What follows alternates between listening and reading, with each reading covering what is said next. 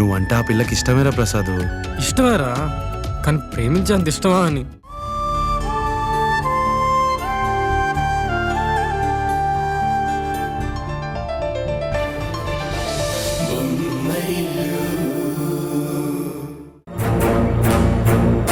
కిరణ్ ఉషా ఇంట్లో నుంచి పారిపోయి వెళ్ళిపోలేదు, ఎవరు ఎత్తుకొని వెళ్ళిపోలేదు. వాళ్ళిద్దరిని స్వయంగా నాన్నే పంపించారు. ఆయన అమ్మతో కూడా మాట్లాడతానన్నారు. మధ్యలో నువ్వెందుకు ఆరిపోయిన మంటలో పెట్రోల్ పోస్తున్నట్టు అంత ఆరాటపడిపోతున్నావు? అదేంటి సంజయ్ అలా అంటున్నావు? నేను ఇంటి పెద్ద కోడల్ని.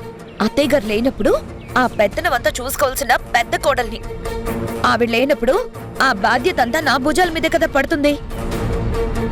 నువ్వు భుజాల మీద కేజీ బరువు వేసుకొని టన్ను బరువు మోస్తున్నట్టు బిల్డప్ ఇస్తున్నావు. అయినా బాధ్యత తీసుకోవడం అంటే ఎలాంటి సమస్యలు రాకుండా చూసుకోవడం, కానీ నువ్వే సమస్యలు సృష్టిస్తున్నావు. సంజయ్ బాగుంది, ఇది చాలా బాగుంది. అత్తయ్య గారు లేని సమయంలో అందరి గురించి పట్టించుకున్నందుకు నన్ను ఇలా తిడుతున్నావా? నిజం చెప్పండి, అత్తయ్య గారు ఉండుంటే కిరణ్ ఉషని ఇలాగే పంపించేవారా? పంపించేవారు కాదు కదా. ఆవిడ లేరు కాబట్టే మీ ఆటలన్నీ ఇలా సాగుతున్నాయి. బాధ్యతగా ఇంట్లో విషయాలన్నీ చెప్పాలనుకున్న నాకు మాత్రం ఇదిగో ఇలా చివాట్లు పడుతున్నాయి.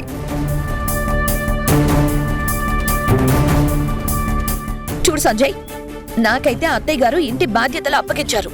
ఆ బాధ్యత అప్పగించినందుకైనా ఇంట్లో ఏం జరుగుతుందో అత్తయ్య గారికి నేను చెప్పాలి.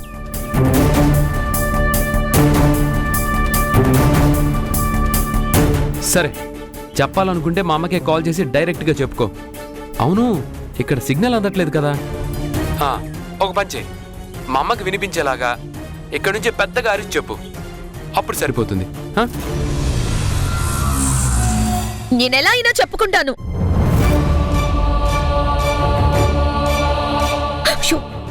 హలో అత్తయ్య, అత్తయ్య వినిపిస్తుందా?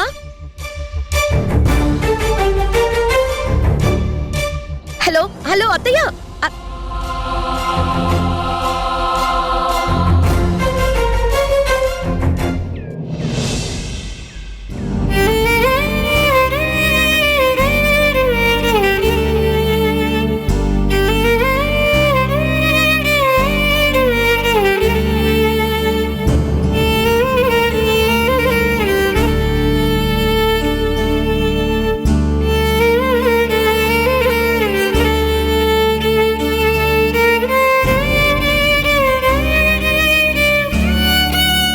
ఏం ఆలోచిస్తున్నారు? ఉషా వెళ్ళిపోయినప్పటి నుంచి ఈ ఇంట్లో సందడే లేదు కదూ. అవునండి, ఆడపిల్లున్నప్పుడు ఆ ఇంట్లో ఉండే సందడి వేరు. అది మగపిల్లల వల్ల రాదు. అవును రాధా, ఉషా వెళ్ళడంతోనే ఈ ఇంటికున్న కళ కూడా వెళ్ళిపోయినట్టు అనిపిస్తుంది. మీరు ఇంటికున్న కళ గురించి మాట్లాడుతున్నారు. నాకైతే మనసులోనే చాలా వెలితిగా అనిపిస్తోంది. అప్పుడప్పుడు అలవాటు కొద్దీ అమ్మా ఉషా ఇలా రా అని పిలిచిన రోజులు కూడా ఉన్నాయి తెలుసా? నాకెందుకు తెలీదు, అప్పుడప్పుడు నిద్రలో కూడా నువ్వు ఉషా పేరునే కలవరిస్తున్నావు. అవును మరి, 20 ఏళ్లుగా అలవాటైన పేరు ఒక్కసారిగా నాలుక మీద నుంచి ఎలా మాయమైపోతుంది చెప్పండి? మన కూతురు అత్తారింటికి వెళ్ళిపోయిందని, అది శాశ్వతంగా ఇక మనకి దూరం అయిపోయినట్టే అని మనం సర్ది చెప్పుకోగలుగుతున్నాం. కానీ మన మనసు ఇంకా అది అంగీకరించలేకపోతుందండి. అందుకే పొరపాటుగా అప్పుడప్పుడు అలా పిలవడాలు, అనుకోకుండా నిద్రలో కలవరించడాలు. అప్పుడప్పుడు నువ్వు అంటూ ఉంటావు కదా, ఆడపిల్లని కన్నా తల్లిదండ్రులకి అత్తారింటికి పంపించేశాక ఆ కూతురి కోసం ఆరాటంగా ఎదురు చూడటం తప్పదని. ఇప్పుడు ఆలోచిస్తే అది నిజమే అనిపిస్తుంది. ఏమండి, నాకు కోరికుంది, తీరుస్తారా? ఏంటిది? మన కూతురు మన నుంచి దూరంగా వెళ్ళినా అత్తారింట్లో ఎంత గొప్పగా బ్రతుకుతుందో చూడాలనిపిస్తోందండి. అక్కడ తన కోడలి స్థానంలో ఎంత వెలిగిపోతుందో చూడాలనిపిస్తోంది. అంత గొప్ప ఇంట్లో దాని వైభవం ఎలా ఉందో చూడాలనిపిస్తోందండి. ఏం మనిషివయ్యా నువ్వు? డబ్బున్న స్నేహితుడు దొరికితే దయతో సాయం చేయమనాలి, అంతేగాని మాయ చేసి మోసం చేస్తావా?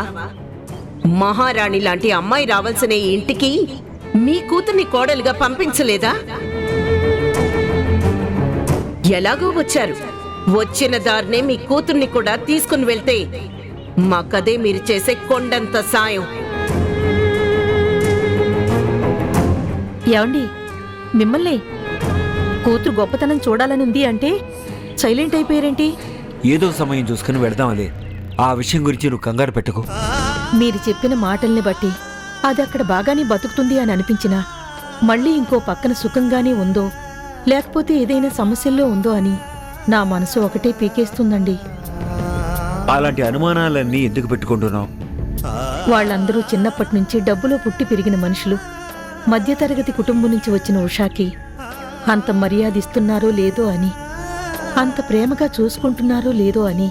ప్రత్యక్షంగా నేను వెళ్ళి చూశాక కూడా ప్రశాంతత పోగొట్టుకునే ఆ అనుమానాలు ఎందుకు నీకు? ఎంతైనా కన్నతల్లిని కదండి. ఒక ఆడదానికి అత్తారిల్లు ఎలా ఉంటుందో మాకే తెలుస్తుంది. మగవాళ్ళు మీకు తెలీదు. అయిన వాళ్ళందర్నీ వదిలిపెట్టి అసలు ఏమీ కాని వాళ్ళ ఇంట్లోకి వెళ్ళింది. పుట్టుకతో వచ్చే బంధాలెక్కడా, పెళ్లితో ఏర్పడే బంధాలెక్కడా? కొత్తగా అత్తారింట్లో బంధాలు ఏర్పరచుకుంటూ అక్కడున్న వ్యక్తులకి వ్యక్తిత్వాలకి తగ్గట్టుగా నడుచుకుంటూ ఆడపిల్ల బ్రతుకే ఒక యుద్ధంలా మారుతుందిలేండి.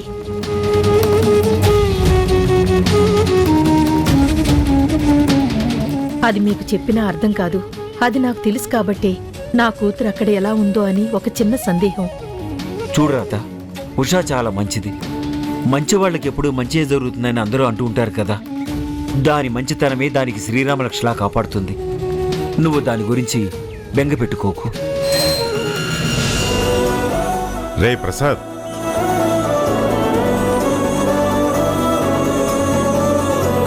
తేజ, అక్కడే ఆగిపోయావట్రా?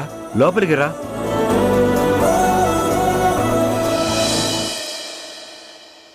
వచ్చేటప్పుడు అమ్మాయిని కూడా తీసుకొచ్చుంటే బాగుండేది కదా అన్నయ్య గారు.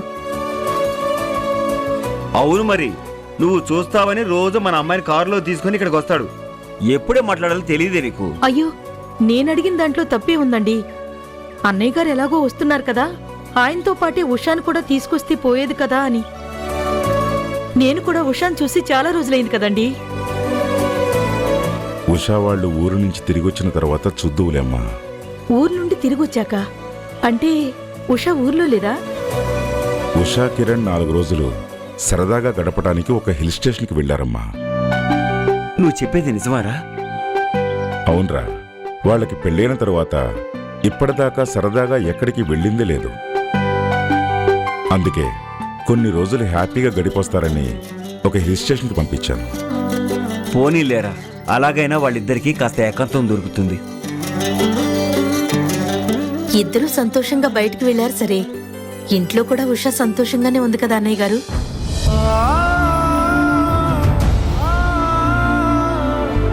ఉషా కదంతా కొత్త చోటు, కొత్త మనుషులే కదన్నయ్యా. అక్కడ అలవాటు పడగలిగిందా? అందరితో కలిసిపోతుందా? ఏ ఇబ్బంది లేకుండా ఉండగలుగుతుందా? భర్త చేత 3 ముళ్ళు వేయించుకుంటే సరిపోతుందా?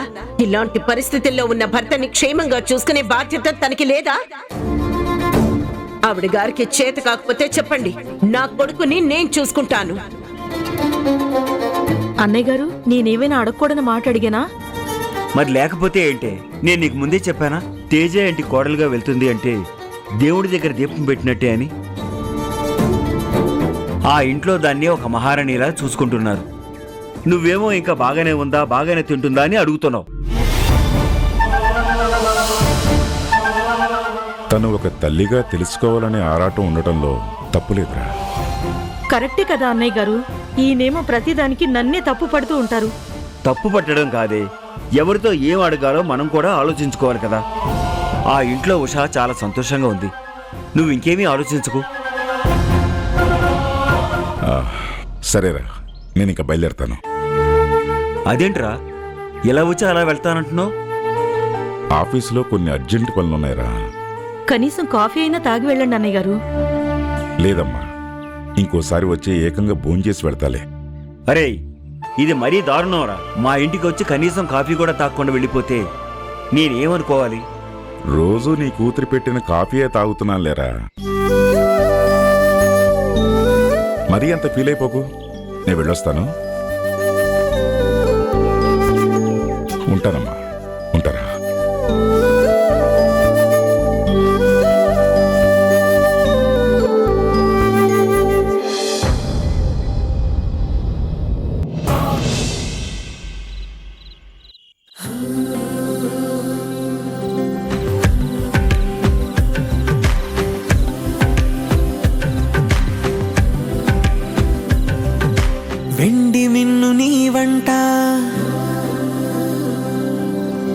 నేల కన్ను నేనంట.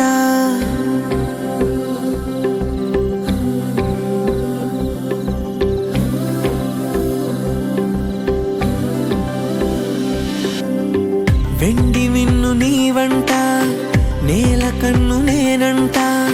నాకు నేను నేనంట, ఆదమరచిపోతుంటా. అంతులేని ఆలోచనగా నీతో అడుగు వేస్తుంటా. ఈ వసంతం ఎక్కడ కూర్చున్నారేంటి?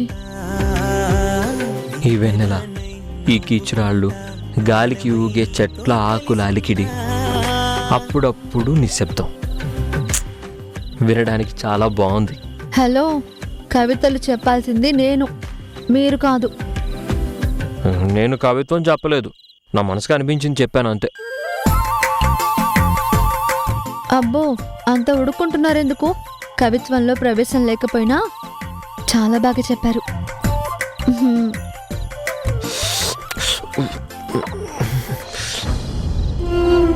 చలేస్తుందా?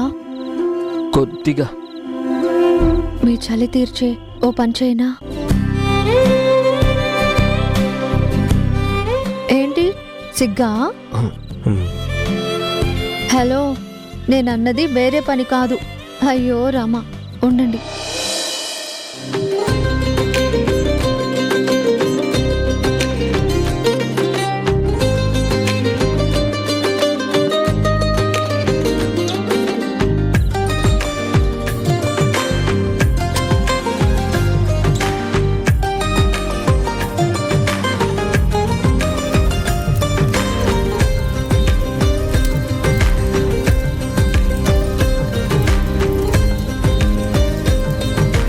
ఇప్పుడు ఎలా ఉంది? బాగుంది.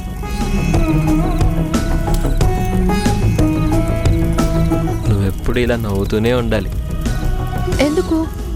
నీ నవ్వు నుండి వచ్చే వెచ్చదనం, ఈ మంట నుండి వచ్చే వెచ్చదనంతో నీ కళ్ళల్లోకి చూస్తూ కాసేపు చలి కాచుకుంటాను. అబ్బో, అబ్బాయి గారి మాటల్లో కొంటెతనం కనిపిస్తుందే. అది నీకే తెలియాలి. అలాగైతే మీకు ఇంకా వెచ్చదనం ఇచ్చే ఉపాయం నా దగ్గర ఇంకోటి ఉంది. ఏంటిది? నువ్వు నేను మనమిద్దరంటే ఎవరన్నా అది తప్పు మాటే. నిన్ను నన్ను జత కలుపుకుంటే ప్రేమనేది బహు చిన్న మాటే. నీ కాంతిలో నేనుంటే కాంతమే లేదంతే. నా కన్నులకు నీ కల కంటే ప్రపంచమే లేదంతే. నేనే కదా. ఎదురలేస్తా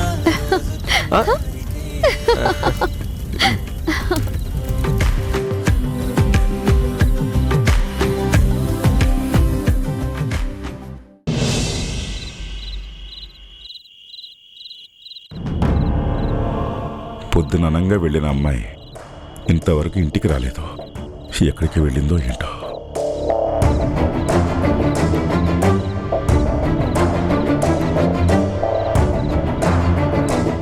నాన్న, మీరింకా పడుకోలేదా?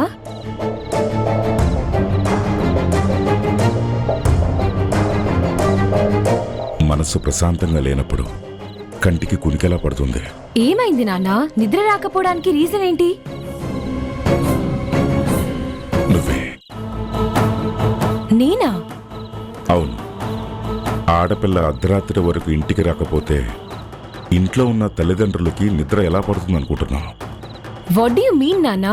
ఇప్పుడు నేనేం చేశానని? ఫ్రెండ్స్ ని కలవడానికి వెళ్ళాను, ఇది కూడా తప్పా? నువ్వు ఫ్రెండ్స్ని కలవటానికి వెళ్ళటంలో తప్పు లేదు. కలిసిన తర్వాత ఇంటికి లేటుగా రావటమే తప్పు. నాన్న, ఫ్రెండ్స్ అందరం కలిసి మూవీకి వెళ్ళాము. దాని తర్వాత అందరం కలిసి ఐస్ క్రీమ్ తినడానికి వెళ్ళాము. టైం చూసుకోలేదు, అందుకే కాస్త లేట్ అయింది. దానికి ఇంత క్లాస్ తీసుకోవాలా? క్షేమం చెప్తున్నా క్లాస్ తీసుకోవటం అంటున్నావు చూడు, అక్కడే అసలు సమస్య మొదలవుతుంది. ఆడపిల్ల అలంకరణ పద్ధతిగా ఉండాలి. అడుగులు హద్దుల్లో ఉండాలి. అప్పుడే ఆడపిల్ల అందంగా ఉంటుంది, ఇప్పుడు నేను పద్ధతిగా లేనని చెప్పాలనుకుంటున్నారా, హద్దుల్లో లేనని చెప్పాలనుకుంటున్నారా? ఆడపిల్లలా నడుచుకోవటం లేదు అంటున్నాను. నిన్న రాత్రి కూడా లేటుగా ఎందుకు వచ్చావని అడిగినందుకు మీ వదినికి ఎదురు సమాధానం చెప్పావంట. మొన్న ఫ్రెండ్స్తో ట్రిప్ అని చెప్పి 1 వీక్ వెళ్ళొచ్చావు. ఇప్పుడు మూవీస్ అంటూ ఐస్ క్రీమ్ అంటూ లేట్ నైట్స్ వస్తున్నావు. జాగ్రత్తగా ఉండాలి కదా. ఇప్పుడు ఏం జరిగిందని నాకు ఇన్ని జాగ్రత్తలు చెప్తున్నారు? ఏం జరగకూడదనే చెప్తున్నానమ్మా. ఏదో ఒకటి జరిగిన తర్వాత బాధపడే కన్నా ఏది జరగక ముందే కాస్త జాగ్రత్త పడాలి అంటున్నాను. ఏ నాన్న, నా మీద నమ్మకం లేదా? ఇది నీ మీద నమ్మకం లేకపోవడం కాదమ్మా, చుట్టూ ఉన్న సొసైటీ మీద ఉన్న అనుమానం. మనం ఎంత మంచిగా ఉన్నా సొసైటీ మన మీద ఏదో ఒక బురద చల్లటానికి చూస్తుంది. మనం ఎంత జాగ్రత్తగా ఉన్నా జనాలు ఏదో ఒక హాని తలపెట్టడానికి సిద్ధంగా ఉంటారు. అలాంటి పరిస్థితుల్లో నువ్వు పడకూడదనే నా బాధంతా. ఫ్రెండ్స్తో ఉండటంలో తప్పులేదు, పార్టీలకి వెళ్ళటంలోనూ తప్పులేదు. కానీ ఎక్కడికి వెళ్ళినా ఏం చేసినా మనకంటూ కొన్ని బౌండరీస్ ఉంటాయి. ఆ బౌండరీస్ని మర్చిపోకూడదు. నా చుట్టూ ఉన్న బౌండరీస్, నా చుట్టూ జరిగే సిచ్యువేషన్స్ అన్నీ నాకు తెలుసు నాన్న. నేనింకా చిన్నపిల్లని కాదు. ఎక్కడ ఎలా నడుచుకోవాలో, ఎప్పుడు ఎలా బిహేవ్ చేయాలో నాకన్నీ బాగా తెలుసు. చూడమ్మా, నీ వయసులో ఉన్న పిల్లలకి తెలుసుకోవడం కన్నా తెలుసు అని అనుకోవడమే ఎక్కువగా ఉంటుంది. అన్నీ తెలుసు అనే అహంకారంతో ఉంటారు, కానీ నేర్చుకోవాలనే ఆరాటంతో ఉండరు. అందుకే తల్లిదండ్రులుగా అప్పుడప్పుడు హద్దుల్లో పెట్టాల్సి వస్తుంది, తప్పొప్పులు నేర్పాల్సి వస్తుంది. సరే నాన్న, ఐ కెన్ అండర్స్టాండ్. ఇక నుంచి ఇంటికి త్వరగానే వస్తాను, ఓకేనా? రేణు,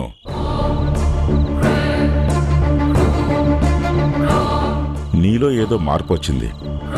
ట్రిప్పుకి వెళ్లకముందు ఉన్న రేణుకి, తిరిగొచ్చాక రేణుకి అసలు పొంతనే లేదు. ఏమైంది? ఏం లేదు నాన్న, నేను ఎప్పట్లాగే ఉన్నాను.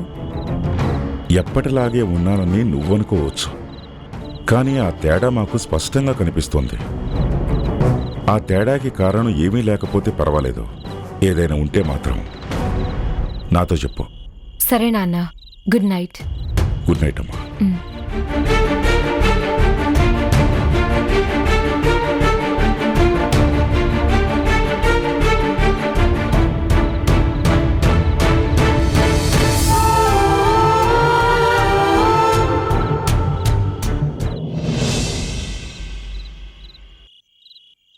ఎవరినెక్కడ తొక్కాలో, ఎవరినెక్కడ ఎత్తాలో బాగా తెలిసిందాన్ని. ఎలాంటి ఆటలో ఎలాంటి ఎత్తులు వెయ్యాలో అనుభవం ఉన్నదాన్ని. అలాంటిది కిరణ్ విషయాన్ని బయటకు పంపిస్తూ ఉంటే ఆపలేకపోయాను. వాళ్ళు సంతోషంగా వెళ్ళిపోయారని ఇప్పుడు అసూయపడుతున్నాను. మేఘనా, బయటికి వెళ్దాం, వస్తావా? I'm not interested.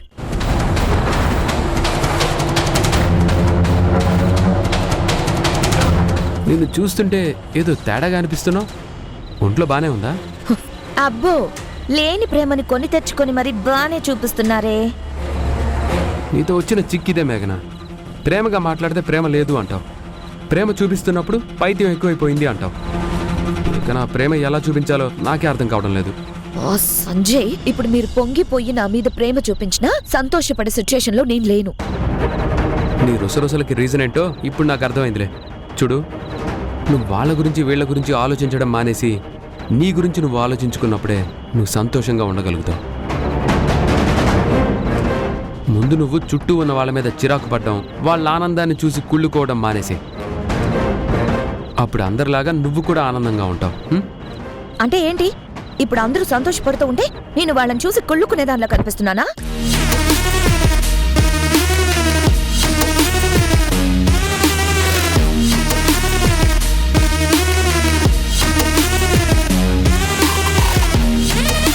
నిజం చెప్పు, కిరణ్ ఉషా టూర్కి వెళ్తూ ఉంటే వాళ్ళని ఆపలేకపోయానని నీళ్ళు నువ్వే బాధపడుతున్నావు కదా?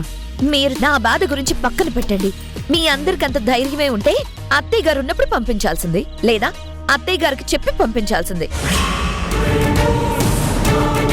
మీరు చేసే పనులే వంకర టింకర పనులు. మీరు నాకు పేరు పెడుతున్నారా? ఇప్పుడు ఏమైంది మేఘనా?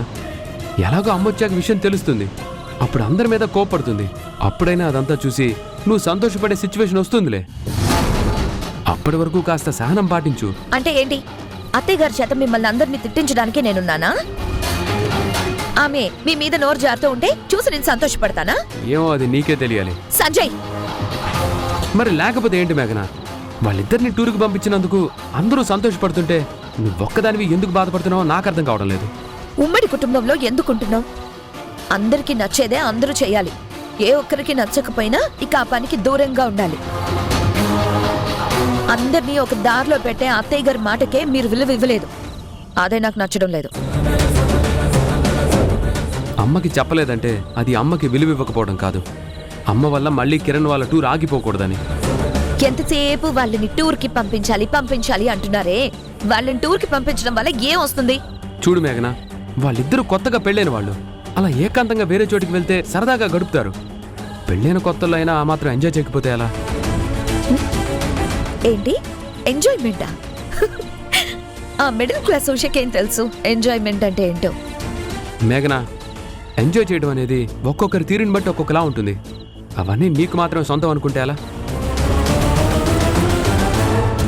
ఏదేమైనా ఈ మధ్య ఉషాని చూస్తూ నువ్వు అసూయపడుతున్నట్టు అనిపిస్తుంది. What nonsense! ఆ ఉషని చూసి ఈ మేఘని అసూయపడ్డమేంటి? దానికి నాలా అందం ఉందా, ఆస్తుందా, లేక అంతస్తుందా? లేదా నాకన్నా గొప్ప ఫ్యామిలీ నుంచి వచ్చిందా? ఏ విషయంలో చూసుకున్నా ఆ ఉష నా కాళ్ళి ధూళితో సమానం. అలాంటి ఆమెతో నన్ను పోలుస్తున్నారా? చూడు సంజయ్, ఇంకోసారి నన్ను ఎవరితో నిన్న పోల్చాలంటే 1కి 100 సార్లు ఆలోచించి పోల్చండి. అంతేకాని నా ముందు నిలబడ్డానికి కూడా అర్హత లేని వాళ్లతో నన్ను పోల్చకండి.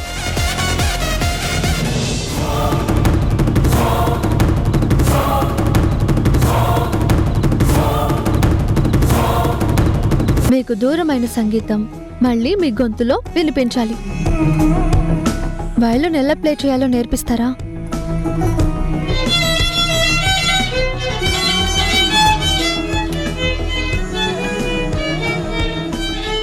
అలా కాదు. మీరు వాయిస్తారా? మీకు వచ్చా అసలు?